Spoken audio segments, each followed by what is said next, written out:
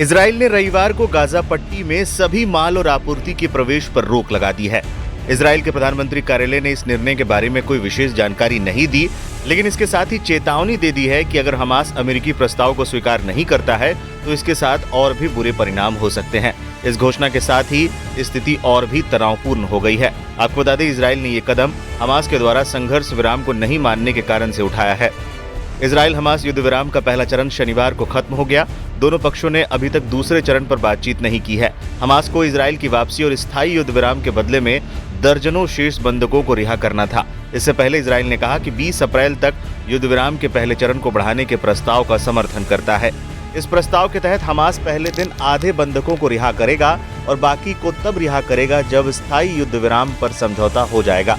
Israel के प्रधानमंत्री Benjamin Netanyahu के कार्यालय ने ये जानकारी दी है।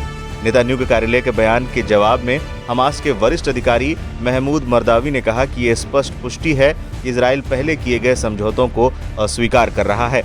इजराइल का कहना है कि अमेरिका के द्वारा युद्ध विराम की अवधि बढ़ाने का प्रस्ताव शांति और स्थायित्व के लिए एक महत्वपूर्ण कदम है, लेकिन हमास ने इसे लेकर किसी तरह की प्रतिक्रिया देने से पहले अभी तक कोई आधिकारिक बयान नहीं दिया है।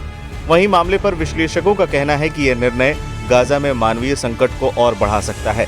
गाजा पट्टी पर लगातार हमलों के कारण पहले ही स्थिति बहुत गंभीर है। इजराइल और हमास के बीच संघर्ष ने हजारों लोगों की जान ली है और लाखों अन्य प्रभावित हुए हैं।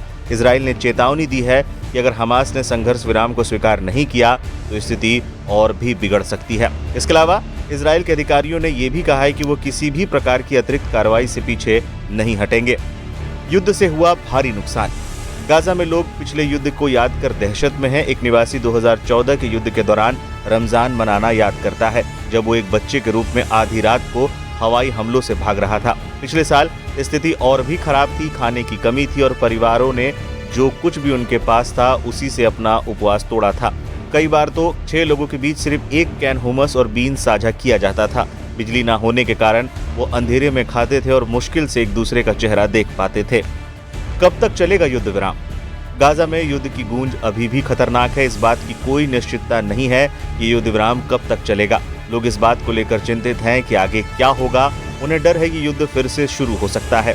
अब जब एक और रमजान शुरू हो गया है और गाजा में कई लोग इस बात को लेकर अनिश्चित हैं कि आगे क्या होगा। इस बीच हजारों इजरायली गाजा में बचे हुए बंधकों की रिहाई और युद्ध विराम समझौते के दूसरे चरण को पूरा करने की मांग करते हुए तेल अवीव में विरोध प्रदर्शन करते हुए भी नजर आए हैं।